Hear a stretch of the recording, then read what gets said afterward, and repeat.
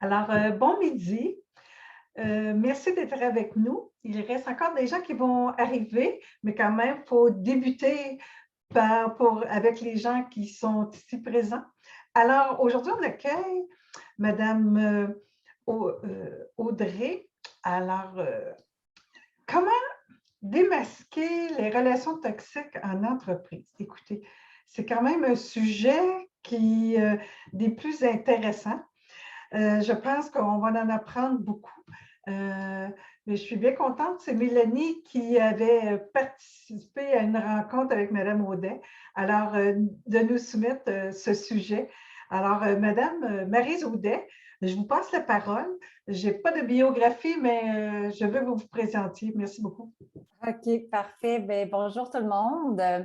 Alors, mon nom est Marie Zaudet. Je suis auteure de 2 livres avec les maisons d'édition Béliveau. Alors, tous mes livres sont disponibles dans les librairies et en France. Je suis aussi conférencière. Je donne des formations, des ateliers de co-développement d'entreprise et j'offre également du coaching d'affaires au niveau des professionnels et des gestionnaires. Donc, j'ai un bac en administration des affaires. Profil ressources humaines, j'ai débuté mon parcours en tant que professionnelle RH. Je suis devenue rapidement une entrepreneur, donc ça fait plus de 10 ans que je suis une entrepreneur. J'ai connu des associations aussi et maintenant, j'œuvre à transformer et à développer le monde des affaires. J'ai créé un podcast qui s'appelle Craquer, que vous pouvez trouver sur ma chaîne YouTube Marie Zaudet, où est-ce que je mets en lumière des entrepreneurs et des gens qui ont craqué et connu une grande transformation parce que je crois que depuis le début de la crise du COVID, c'est un peu ce que tout le monde est en train de vivre présentement, de craquer, de se réinventer, de se transformer. Donc, j'ai écrit le livre Les relations toxiques en amour et en affaires qui est paru l'année passée, en avril 2021, où est-ce que je mets en lumière les profils narcissiques qu'on peut retrouver un peu partout, mais oui, principalement dans le monde corporatif, où est-ce qu'ils vont occuper principalement des postes de pouvoir, des postes de direction, de gestion, d'entrepreneurs même. On peut en retrouver quelques-uns aussi dans nos employés, mais généralement, ils vont chercher plutôt des postes de pouvoir. Alors, mon livre, il était fourni, vous allez le recevoir via la Chambre de commerce. Donc, il est divisé en 2 parties, où est-ce que la première, je mets en lumière au niveau des relations amoureuses, que ça peut très bien vous servir, là, que ce soit pour des gens que vous connaissez près de vous ou même peut-être des employés. Et l'autre partie, c'est vraiment au niveau des affaires. Donc, aujourd'hui, on va se concentrer sur la partie business. Donc, je vais partager mon écran. Ah, il faut que tu m'autorises, Louise, à partager mon écran. Mais si vous avez des questions, il va y avoir une période qui va être allouée pour ça. Vous pouvez les écrire dans le chat. C'est Louise, c'est Madame Bourgault qui va s'occuper de la gestion de la période de questions. Alors, vous allez pouvoir effectivement demander plus de spécifications. Donc, je vais basculer mon écran, m'assurer que vous voyez. Alors, voilà, on parle des relations toxiques en affaires. C'est un thème qui est encore un peu tabou, qu'on entend de plus en plus parler aujourd'hui.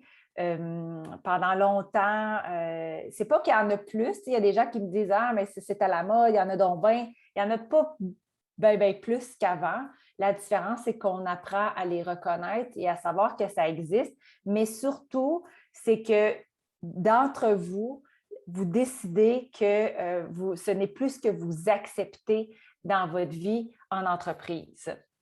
Alors, c'est là la différence. Donc, les consciences des gens s'élèvent et de plus en plus de personnes ne souhaitent plus remettre leur pouvoir à une autre personne et encore moins au niveau de leur organisation aussi.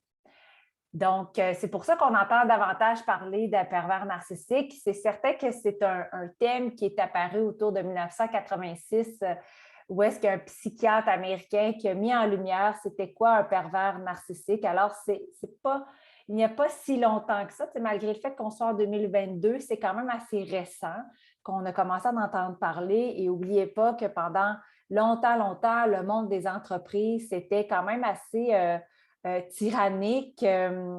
peut-être dans les années 90, où est-ce que la pénurie de main-d'œuvre, elle était inexistante, où est-ce que justement le côté bourreau au travail était très présent. Donc, la culture organisationnelle permettait à ces gens-là de fonctionner sans qu'on les reconnaisse vraiment. Donc, depuis le début des années 2000, on voit que l'entreprise prend un autre virage, commence à parler de bonheur au travail, et la nouvelle génération aussi qui est arrivée sur le marché du travail a commencé à changer justement cette culture organisationnelle. Évidemment, la crise du COVID en 2020 a fait accélérer les choses de ce que moi je peux percevoir dans le monde des entreprises. Et on entend beaucoup plus parler également dans les médias de féminicide, par exemple, de violence conjugale, alors qu'auparavant, c'était encore un sujet qui était très tabou. Aujourd'hui, avec la pénurie de main-d'œuvre, les entreprises sont de plus en plus conscientes du milieu de travail qu'ils doivent offrir pour garder son personnel, pour rester très compétitif, efficace également. Et les pervers narcissiques qu'il y a dans une organisation, eh bien, malheureusement, elles mettent des bâtons dans les roues et vont même empêcher une organisation de prendre une expansion comme elle devrait le prendre et éteindre beaucoup de potentiel dans les entreprises. Donc, c'est pour ça qu'on est de plus en plus à l'affût de leur existence, mais aussi les médias en parlent beaucoup plus. Je parle ici du triangle de Karpman. Je ne sais pas si certaines personnes d'entre vous en ont déjà entendu parler. Le triangle de Karpman, en fait, ça représente 3 rôles qu'on a tous tendance à jouer, que ce soit de façon sporadique. Il y en a un peut-être qu'on va opter plus que l'autre. Pourquoi j'en parle? C'est parce qu'une personne qui a une personnalité narcissique va être constamment dans le triangle de Karpman. Donc, va opter pour un des chapeaux quotidiennement. Donc, tantôt, il va être une victime de certaines personnes, une victime de certains événements, parce que vous remarquerez que ces personnes-là, ce n'est jamais de leur faute lorsqu'il se passe quelque chose au sein de l'organisation. Donc, ils savent très bien se positionner en victime, comme ils sont d'excellents persécuteurs bourreaux, donc être capables d'attaquer, de rabaisser, d'humilier. Certains pervers narcissiques vont être plutôt agressifs, ou est-ce qu'ils vont être un peu plus... ils vont être moins discrets, si on veut. Donc, ils vont être plus dans l'attaque, dans l'agressivité, tandis que le passif agressif, lui, c'est notre plus dangereux parce que le passif agressif, bien, il est invisible, il n'y a rien qui paraît, mais il fait ses petits coups par en arrière. Donc, ils ont souvent des marionnettes également. Et une fois qu'on se rend compte que ça peut être un potentiel, bien souvent, les dommages ont été très, très, très, très grands et il est souvent trop tard. Donc, le passif agressif passe très longtemps inaperçu.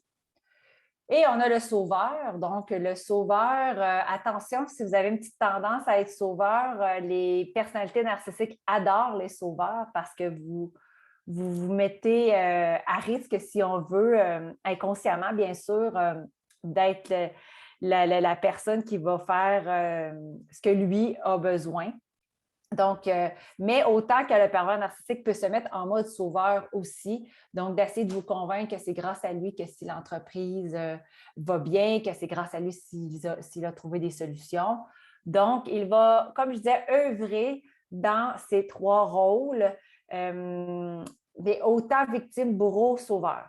Comme je vous disais, nous aussi, on peut jouer un de ces 3 rôles-là, mais du moment qu'on se rend compte qu'on est dans ces jeux psychologiques-là, on en ressort. Tandis que le pervers narcissique, lui, c'est pas mal le jeu qu'il joue quotidiennement. Et le danger, c'est que du moment qu'une personne opte pour un rôle dans le triangle de Karpman, mais inconsciemment, nous, on va opter pour un autre rôle. Donc, on est pris dans ce jeu d'inconscient-là. Donc, je fais la différence et j'en parle aussi dans mon livre sur les différents types de personnalités. Alors, on a le manipulateur qui, lui, va rechercher beaucoup le pouvoir. Il a toujours raison. Il cherche à gagner pour gagner. C'est un adolescent dans un corps d'adulte. Donc, souvent, on va entendre parler des profils manipulateurs. Il y a le livre d'Isabelle Aga-Nazar, Les manipulateurs sont parmi vous, qui est un livre très intéressant aussi que vous pouvez aller chercher une panoplie de renseignements. On estime que peut-être environ 18 à 20 des gens qui ont un profil manipulateur. Et là, ici, il faut faire la différence entre faire de la manipulation et être manipulateur. Parce que faire de la manipulation, bien, inconsciemment, on peut tous en faire. Mais être un manipulateur, c'est une pathologie. Donc, la personne est fondamentalement manipulatrice. Elle est comme ça et elle détruit aussi autour d'elle. On a la personnalité perverse, donc qui va chercher à dominer, qui a un masque très séducteur. Donc, c'est pour ça aussi qu'on peut facilement tomber dans ses failles, dans ses mailles plutôt, au début d'une relation. Donc, quand ils font des actes de bonne volonté, mais c'est toujours dans une intention de rendre la victime dépendante à lui. Alors, c'est une personne qui a besoin d'avoir le dessus sur les autres, mais elle est tellement séductrice qu'elle réussit comme ça à faire détourner les gens de leur personnalité perverse. On a la personnalité narcissique. Alors, le narcissique, lui, veut se faire aduler. Il va rechercher beaucoup l'attention du sexe opposé, qu'il soit en couple ou non. Il a besoin d'être très admiré par autrui et il a un sentiment de supériorité. Donc, la personne narcissique a besoin de s'entourer de personnes de haut statut social, par exemple, parce qu'il pense que lui, c'est ce qu'il mérite. Et on a le pervers ou la pervers narcissique. Alors, cette personne-là va combiner toutes les caractéristiques que je viens de vous présenter, va chercher à écraser l'autre et à la faire souffrir. En fait, même la personnalité narcissique fait souffrir sans même s'en rendre compte, parce qu'il y a une partie dans le cerveau du pervers narcissique, et ça, je l'ai aussi écrit dans mon livre, qui est associée à l'empathie, qui est sous-développée comparativement à la moyenne des gens. Alors, il est incapable de ressentir le mal qu'il peut faire à autrui et la souffrance qu'il peut occasionner. Donc, c'est ce qui le rend en fait un peu dangereux aussi dans nos organisations parce qu'il peut le rendre des gens en épuisement professionnel sans même se rendre compte le mal qu'il peut avoir causé. Parce que une des caractéristiques principales, c'est qu'il reporte tout à l'extérieur de lui ou de elle sans même se remettre en question. Donc, c'est une des raisons pour laquelle il n'évolue pas parce que tout est à l'extérieur de lui. Ici, je parle du trouble de la personnalité narcissique parce que le trouble de la personnalité narcissique, c'est associé à un trouble mental, à une maladie mentale classée dans le DSM-5, donc le manuel et statistiques des troubles mentaux. On estime que 2 à 3 des gens qui ont un trouble de la personnalité narcissique, mais 2 à 3 diagnostiqués. Alors, combien qu'il y en a qui se promènent encore dans nos organisations sans aucun diagnostic? Ça, on ne le sait pas. Donc, moi, je n'ai aucune idée de combien de personnes au total qui peut avoir au niveau du trouble de la personnalité narcissique, mais en sachant que c'est un trouble mental, une maladie mentale, on peut être davantage conscient du danger que ça peut amener au sein des entreprises et aussi au sein des épuisements, des dépressions, par exemple, parce que c'est des personnes qui peuvent amener les gens dans ce mode-là. Donc, je décris, j'ai mis quelques exemples de caractéristiques du trouble de la personnalité narcissique. Évidemment que quand je donne un atelier et le livre que j'écris, on n'est pas des psychiatres, donc ça demeure les psychiatres, psychologues, les professionnels qui peuvent poser un diagnostic. Par contre, en sachant que ça existe et en faisant des liens de peut-être certains comportements qu'une personne peut avoir en permanence, il faut se souvenir, c'est vraiment en permanence que cette personne-là va avoir les caractéristiques qu'on peut se douter qu'on peut faire affaire avec une personne qui est plutôt là pour ses intérêts personnels. Donc, c'est une personne qui a un sujet grandiose de sa propre importance. Il idéalise, il a un alter ego. Donc, il est absorbé par des fantasmes de succès illimité, de pouvoir, de splendeur, de beauté, de perfection ou d'amour idéal. Donc, il idéalise beaucoup et c'est ce qui fait qu'il est très, très dur dans les relations personnelles et professionnelles. C'est une personne qui peut s'énerver facilement quand on ne répond pas à ses désirs ou ses besoins. Il pense être spécial et unique, ne pas être admis ou compris par des... Il ne peut en fait être compris par des gens spéciaux de haut niveau. Donc, il est très il hiérarchise, si on veut. Hein? Une personne qui n'est pas éduquée pour lui, il ne sera pas son ami, par exemple. Donc, à faire très attention quand on a une personne comme ça au sein de notre entreprise.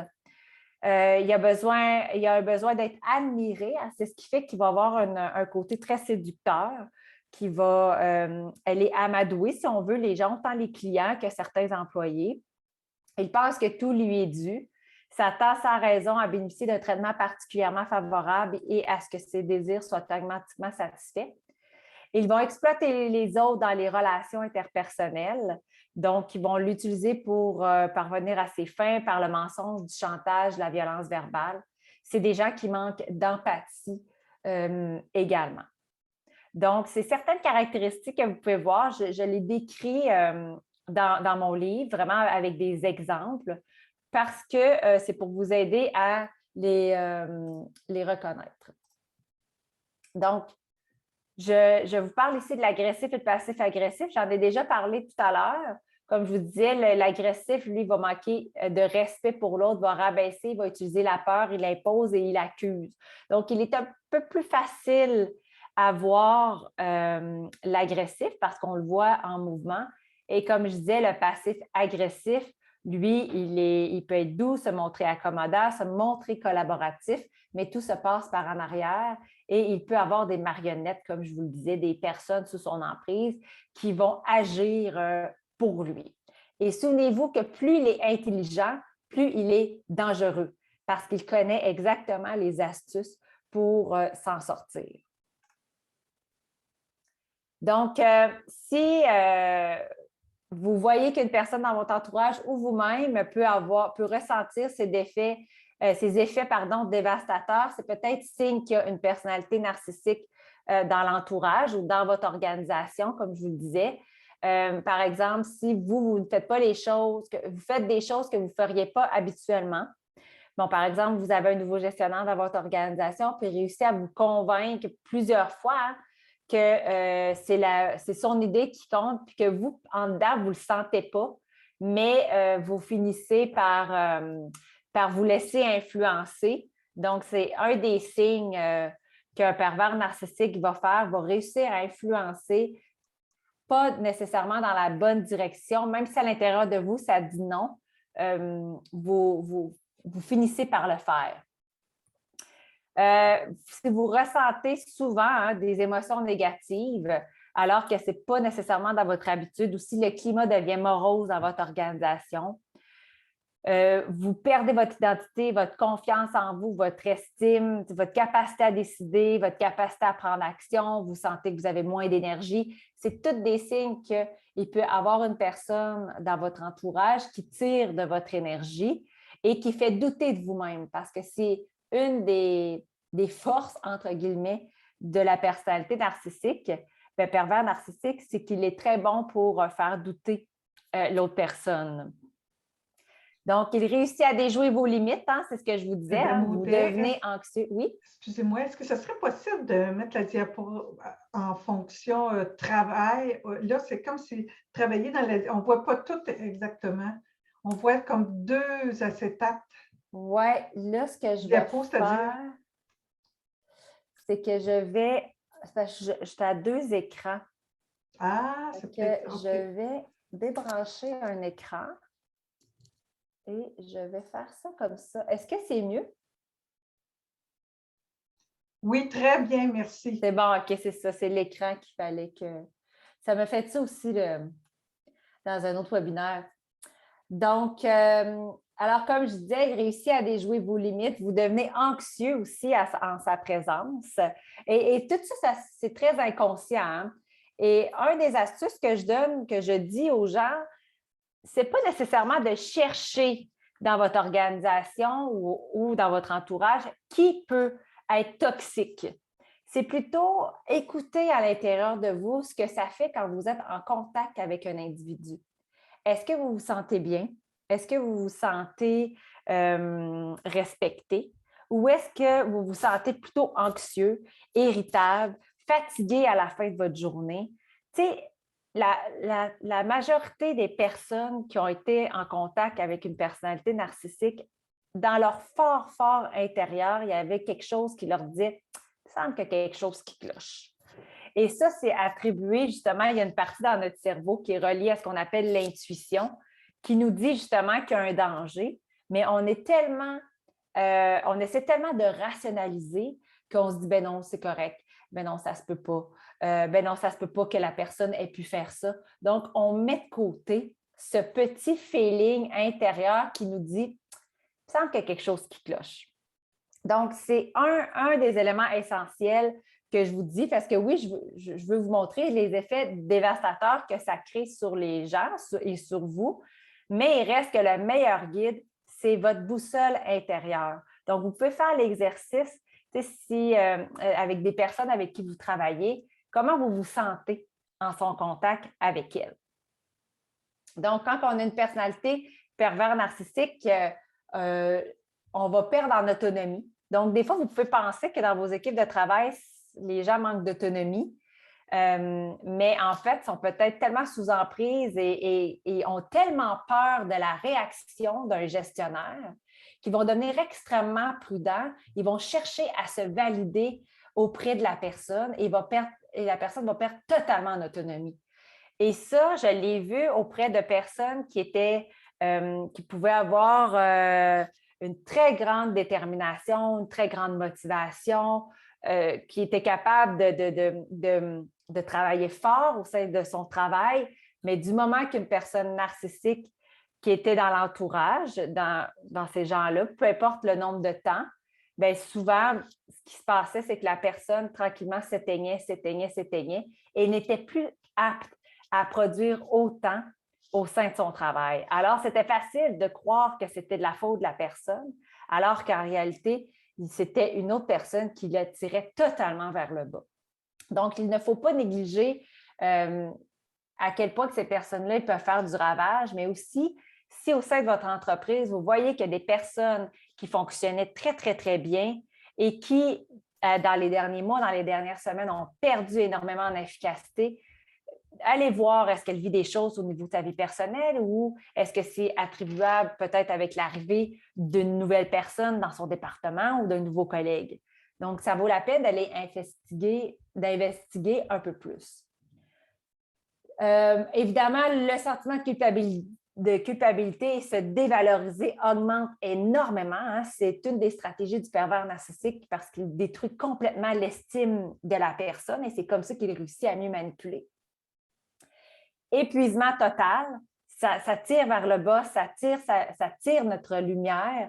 Alors, c'est pas rare que des personnes qui se retrouvent en dépression, en relation avec un pervers narcissique, autant au niveau du travail qu'au niveau personnel, et même plus loin que ça, quand c'est rendu très, très, très extrême, et la personne peut même se retrouver en psychiatrie. Et tout ce qui est relié au stress, hein, perte de cheveux, diminution du système immunitaire, parce que qu'est-ce qui se crée dans le cerveau lorsqu'on est constamment en relation avec une personne qui a un trouble de perversité narcissique, c'est la production du cortisol. Le cortisol qui est l'hormone du stress. Donc, plus notre cerveau produit de cortisol, moins il va produire d'ocytocine, dopamine, sérotonine, qui sont les hormones reliées au bonheur, à la joie. Alors, c'est ce qui se produit, la personne s'éteint, et c'est pas rare, comme je le nommais, qu'elle tombe en dépression parce que son cerveau est rempli de cortisol et rempli de stress. Alors, comment aussi qu'on peut le reconnaître? Je vous disais, fiez-vous à votre boussole intérieure, c'est vraiment votre meilleur guide. Mais quand arrive dans notre entreprise, là, cette personne-là, évidemment, on ne peut pas le reconnaître du premier regard. Peut-être si vous avez déjà tombé dans un piège, ça, je l'entends souvent, une fois que la personne a tombé dans le piège, il y a une espèce de radar automatique qui s'allume. Mais disons que la majorité des gens n'ont peut-être pas encore, pas encore, plutôt je vais reprendre ce que je dis, mais la majorité des gens n'ont pas vécu ou du moins tombé dans des mailles d'un trouble de personnalité narcissique. Alors, pour le reconnaître, quand il se présente devant nous, alors il va nous vendre du rêve. Mais il est tellement séducteur, il est tellement convaincant que la majorité des gens vont tomber dans le piège. Même si vous êtes un homme ou une femme d'affaires d'expérience avec beaucoup de diplômes, personne n'est à l'abri. Pourquoi? Parce qu'il est capable, il y a comme une espèce dans son discours que la personne devient un peu sous hypnose, si on veut. Je ne sais pas trop comment l'expliquer, mais de par sa façon séductrice de vendre le projet et d'avoir exactement les mots que vous voulez entendre, c'est comme ça qu'il réussit à vendre du rêve et que vous y croyez. C'est une personne qui peut mettre de la pression, hein? Donc de la pression à signer un contrat. Et si vous ne signez pas un contrat, ben, ils vont essayer peut-être d'opter pour d'autres stratégies pour vous plier, si on veut, à ses désirs.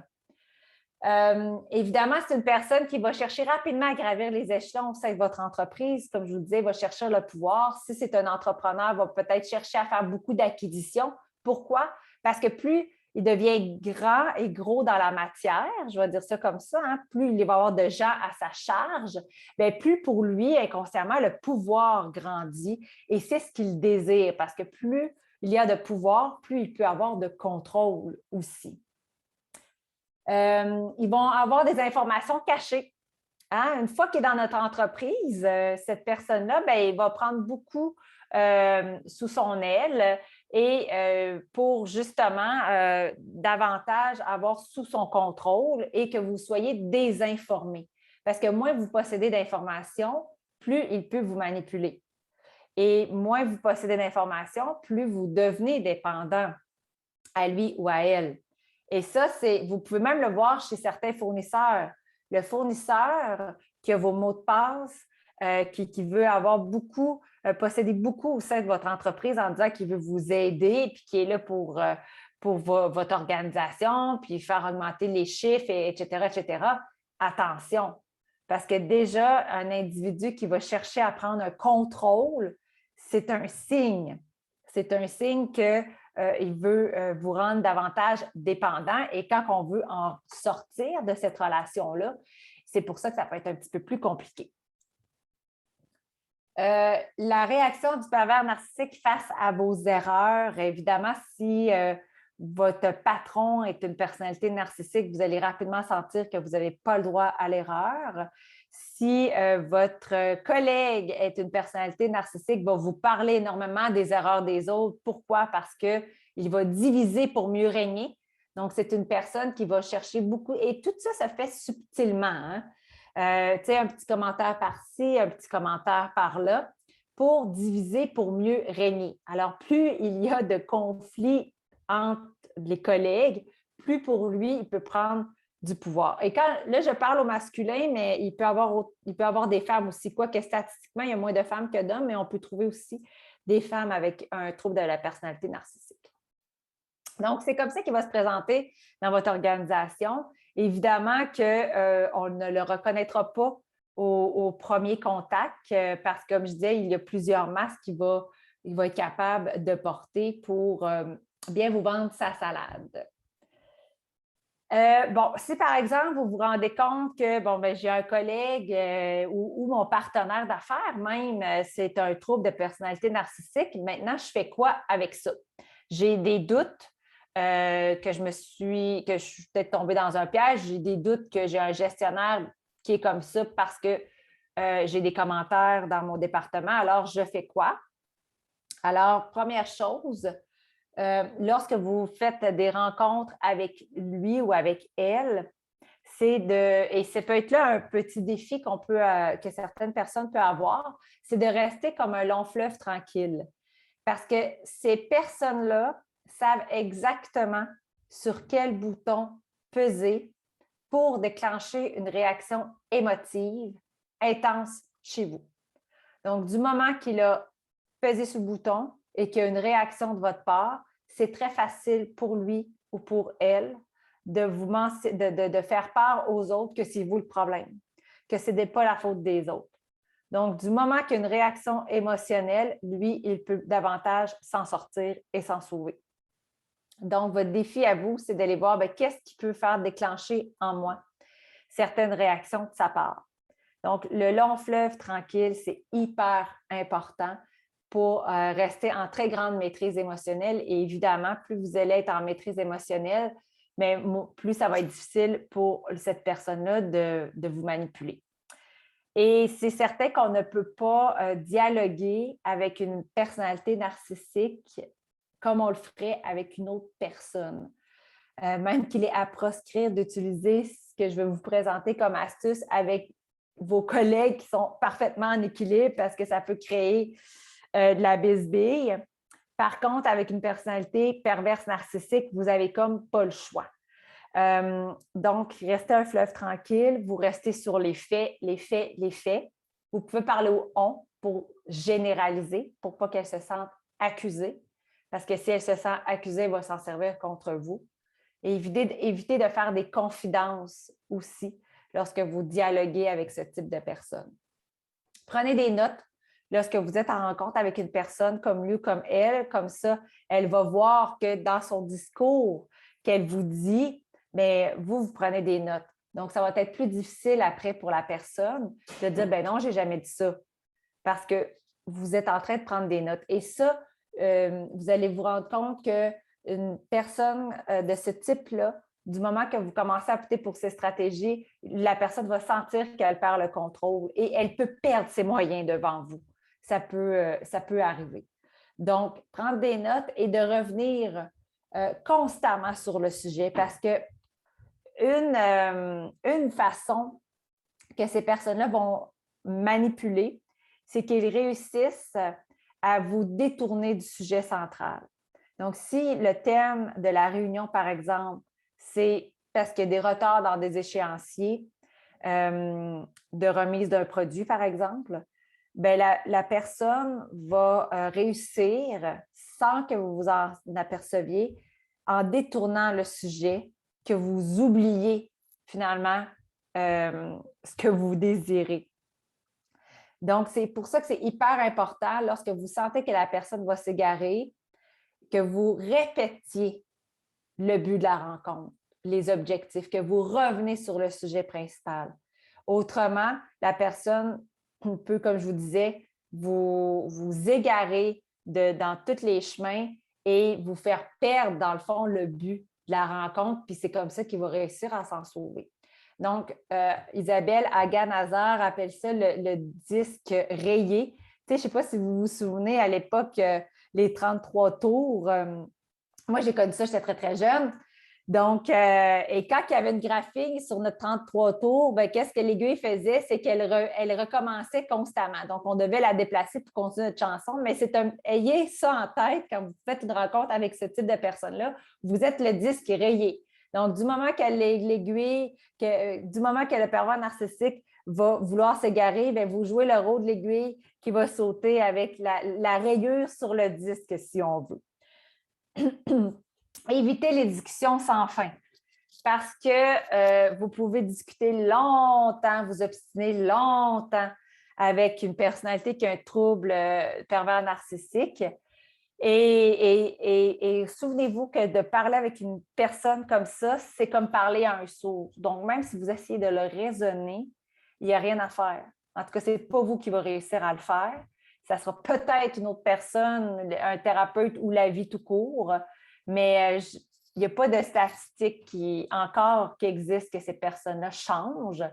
Donc, je vous dirais, gardez vos énergies et évitez de perdre votre temps dans de l'obstination, dans de l'ostinage, comme on dit en bon québécois, parce que ces personnes-là vont vraiment vous faire tourner en rond et vous faire discuter en long et en large. Et c'est un peu aussi de cette façon-là qu'il réussit à s'immiscer et à vous contrôler, à vous manipuler. Donc, on reste sur le sujet central et on fait les demandes et c'est tout. On le laisse parler et c'est tout. Donc, maintenant, comment on fait pour s'en libérer? Hein? Parce que là, je vous ai donné des stratégies d'action à faire si vous croyez qu'une personne est comme ça. Ça peut être sur votre conseil d'administration, vos employés, votre partenaire et tout. Mais vient qu'un temps qu'on ne peut pas être en contact avec ce type de personne-là. Bon, il y a des contextes dans la vie qui font qu'on n'a pas le choix. Si, par exemple, c'est une personne qui est membre de votre conseil d'administration, ça peut être un peu plus délicat de dire, bien, moi, je m'en sauve, à part si vous décidez de changer de votre travail, mais si votre travail vous passionne, vous n'avez peut-être pas envie non plus et c'est tout à fait normal. Par contre, comment on fait, nous, pour s'en libérer? Souvenez-vous de ce que je vais vous dire, c'est que la personnalité narcissique va venir réveiller en nous des parties d'ombre. Donc, si elle réussit à venir nous manipuler, à venir nous entourer de ses mailles, oui, c'est des fins renards. Ils savent exactement les parties en nous les plus faibles. Donc, c'est pour ça qu'il réussit à nous enfiroiper, si on veut, et qu'il est un excellent dans tout type de personnes qui va le rencontrer. Donc, une des premières choses, évidemment, comme je disais, c'est d'aller voir qu'est-ce qui fait qu'en vous, vous avez attiré ce type de personne-là et que ça fonctionne. Et pour ça, ça va demander une démarche de transformation, de libération.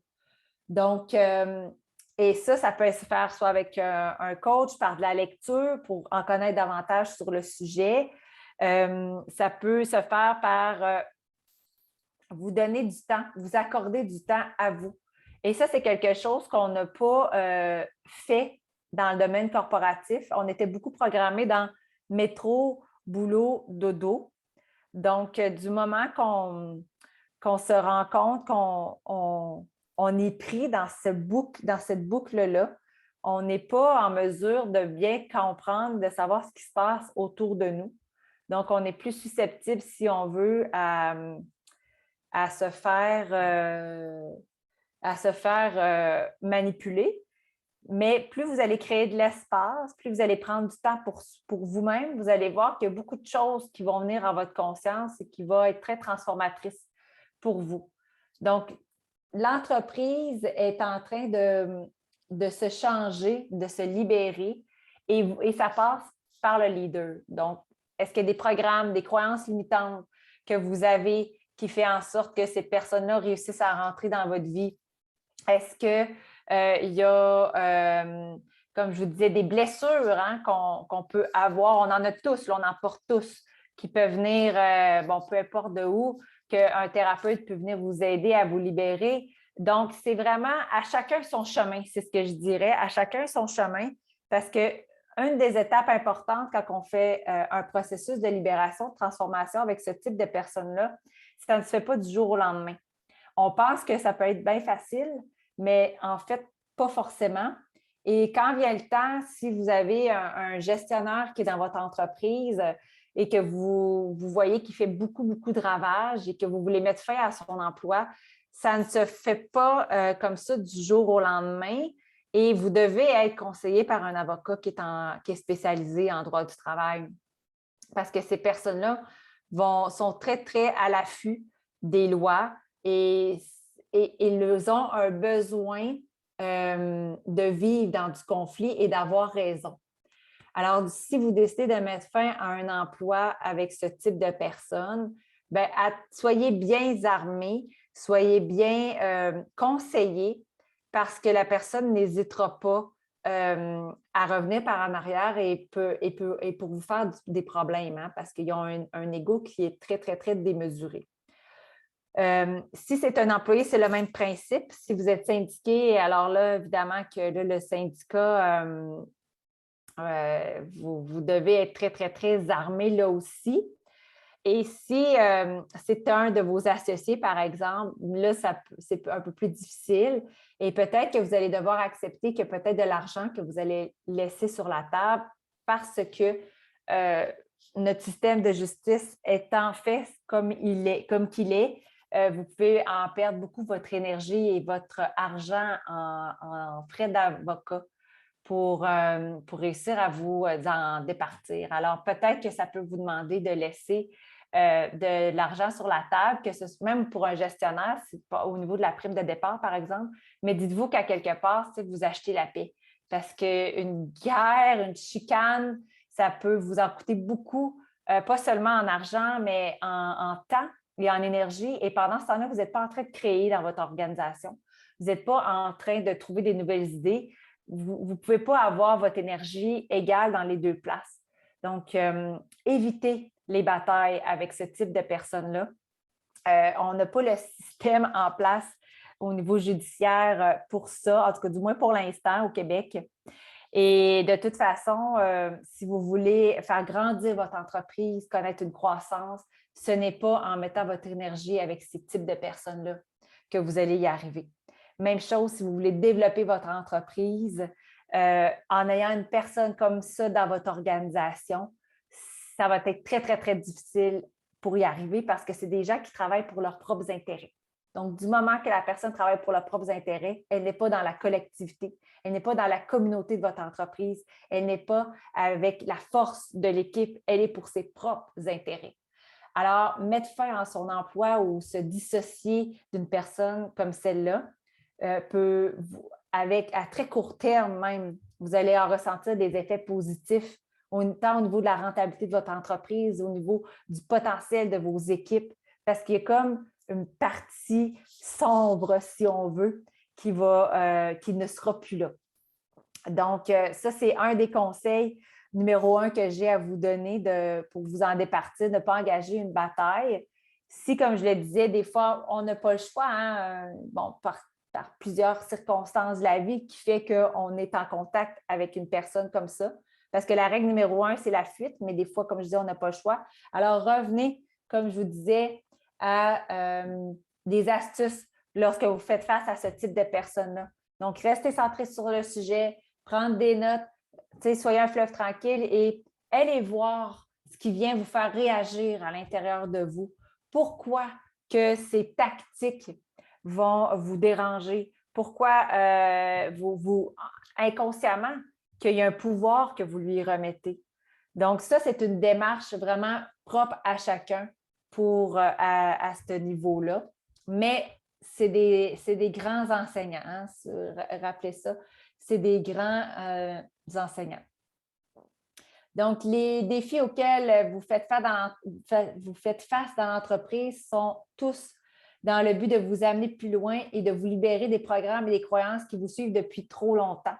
Je vous le disais, pendant longtemps, la culture organisationnelle permettait à ces types de personnes d'être invisibles. Alors maintenant, on voit que votre entreprise se transforme, elle change, elle veut attirer les meilleurs talents, elle veut les garder aussi, elle veut connaître une croissance, mais il y a peut-être des vieilles croyances qui n'ont plus lieu d'être.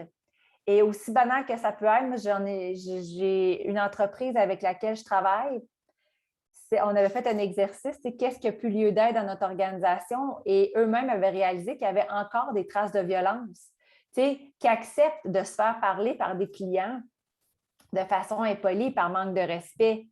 C'est un exemple. Donc, c'est de revoir qu'est-ce qui, dans nos croyances, fait qu'il est temps qu'on s'en départisse.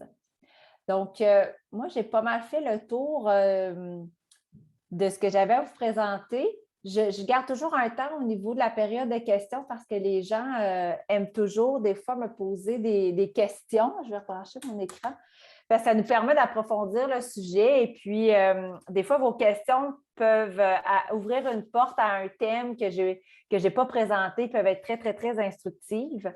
Alors, je laisse Mme Bourgault gérer les mains levées.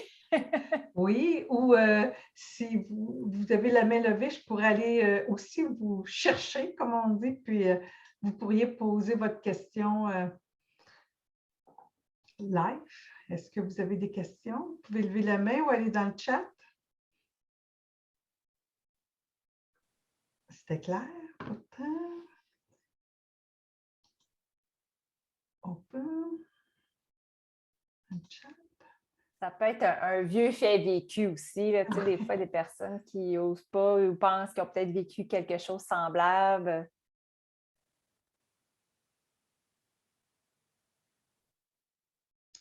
C'est clair? Ou, Pas de questions. ou les gens n'ont pas vécu de fait? Ou,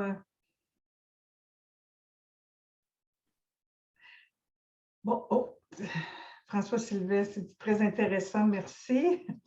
Merci, François. Oh, Madame Carole Fortier a la main levée. Voulez-vous poser votre question? Attendez que je puisse aller voir. Voulez-vous que j'aille vous chercher? Comment je fais là? Non. Un petit peu, mais comment je fais là pour aller la chercher? OK, bon. Tiens. Madame Fortier, vous devriez être là. Oui. Oui, moi, je la vois. Ben, je vois son nom. Est-ce que vous m'entendez? Oui, très bien. On a beaucoup parlé de personnes narcissiques, mais si, dans le fond, on a des situations avec, dans le fond, des ambiances de travail qui sont des personnes qui c'est tout le temps, justement, la faute de l'autre, puis j'appelle ça ma petite gang de filles, là, que ça devient compliqué, parce que, mais tu sais, c'est plus une conférence sur les personnes narcissiques, mais ça ne veut pas nécessairement dire des fois que c'est des personnes pervers narcissiques non plus. Donc, est-ce qu'on doit gérer quand même, dans le fond, ces cas-là, quand on travaille fort sur la personne, elle change pendant 2 semaines, puis le naturel revient tout le temps, puis c'est quelqu'un qui veut dicter, qui veut dire quoi faire, qui met une ambiance négative incroyable dans l'entreprise, mais ça t'offre 2 semaines, puis là, ça revient, puis le naturel, fait qu'on parle-tu vraiment de personnes narcissiques là-dedans? Bien, c'est sûr que, comme je disais, on ne peut pas faire de diagnostic. Par contre, moi, ce que j'entends, c'est de la toxicité.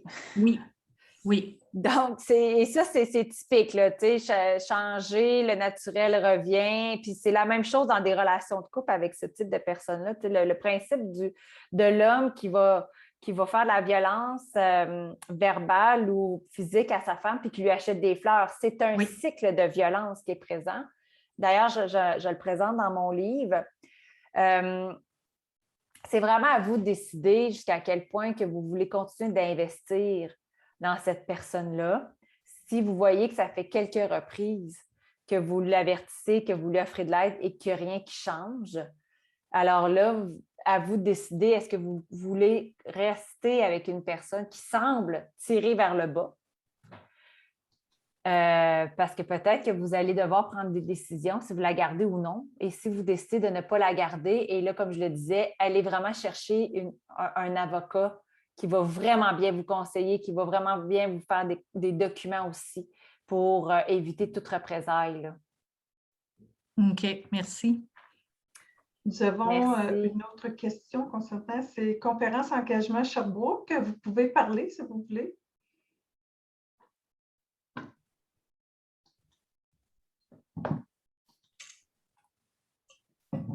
Oui. Est-ce que vous entendez? Moi, je vois que le micro a l'air d'être ouvert, mais je n'entends pas. Non, c'est ça.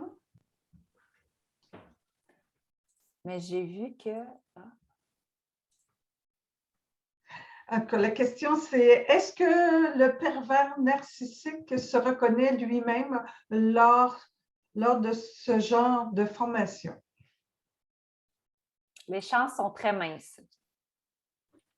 Les chances sont très minces parce qu'une personnalité narcissique reporte tout à l'extérieur. Donc, c'est la faute des autres. Je suis une victime. Donc, et souvent, ils ne vont pas participer à ce genre de formation-là parce qu'ils sont au-dessus des formations et des règles et des lois, hein, parce qu'ils ont une espèce de sentiment de supériorité, ce type de personnes-là. Alors, souvent, on les verra pas dans des formations. Et lorsqu'ils vont participer à des formations comme celle-là, non, c'est plutôt rare. Écoute, c'est comme le pervers narcissique qui décide d'aller en thérapie, ils ne vont pas rester longtemps parce que ce n'est pas de sa faute.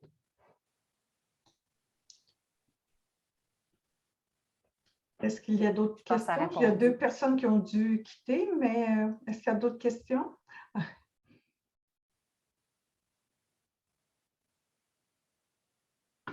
José Leclerc, non. Et, nous allons recevoir les livres possiblement la semaine prochaine, puis après, nous allons pouvoir vous les distribuer. Alors, soit que vous veniez au bureau pour les personnes qui sont prêtes ou nous irons les porter à vos bureaux. Alors, si on n'a pas votre courriel, nous allons vous écrire. Alors, vous voyez, Madame Fortier fait dire très intéressant, merci. Est-ce qu'il y a d'autres interventions? Ah, Madame Lequin, attendez un petit peu. Oui, vous pouvez... Madame Marie-Pierre Lequin. Est-ce que vous m'entendez? Oui. En fait, je voulais savoir si le pervers narcissique est quelqu'un d'impulsif ou est très structuré. Oh mon Dieu! Là, je vais vous dire quelque chose. Là. Il existe autant de types de pervers narcissiques que de narcissiques. Alors, ce n'est pas parce qu'on en a connu un qui va se présenter, que le prochain va se présenter exactement pareil, mais il y a des bases. Hein? Les bases que je vous ai présentées tout à l'heure, le besoin de pouvoir, le besoin d'avoir raison, le manque d'empathie, ça, c'est des exemples qui les rejoignent. Impulsif, bien, je le verrais plus chez le profil agressif. Hein, où est-ce qu'il va vouloir dominer, il va être un persécuteur, il peut avoir un côté impulsif, hein, comme un peu un enfant. Le passif-agressif, c'est assez rare qu'il va être impulsif parce qu'il y a quand même une maîtrise, il est très, très, très capable d'être en contrôle de lui-même. Donc, c'est pour ça que je disais le passif-agressif va rester caché, inaperçu très, très, très longtemps.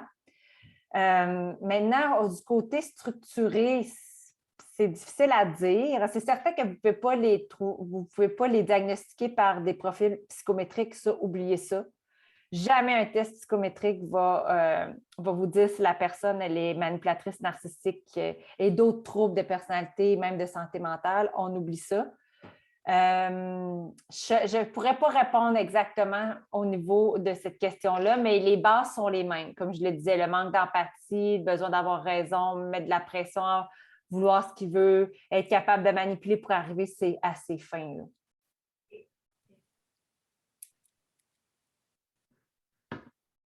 Est-ce que ça a bien répondu, Marie-Pierre? Oui, oui, bien, merci. OK.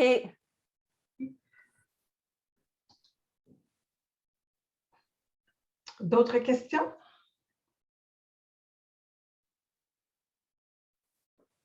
Déjà en place? Bon, bien écoutez. Merci, Madame Audet. Vraiment très intéressant. C'est une bonne analyse à faire des gens qu'on peut côtoyer, mais au moins les astuces que vous avez nommées, c'est de faire en sorte que ça va pouvoir aider les gens à travailler sur leur personne et aussi à voir au niveau de les collaborateurs, voir qu'est-ce qu'on fait avec eux. Alors, écoutez, merci beaucoup et à la prochaine. Je vous souhaite une bonne fin de journée et dès que nous recevons les livres, nous vous écrivons pour voir la suite pour la livraison. Alors, merci beaucoup. Bonne chance, Mme Audet, dans la continuité. C'était très intéressant. Merci, au plaisir. Au revoir. Bonne fin de journée. Au revoir.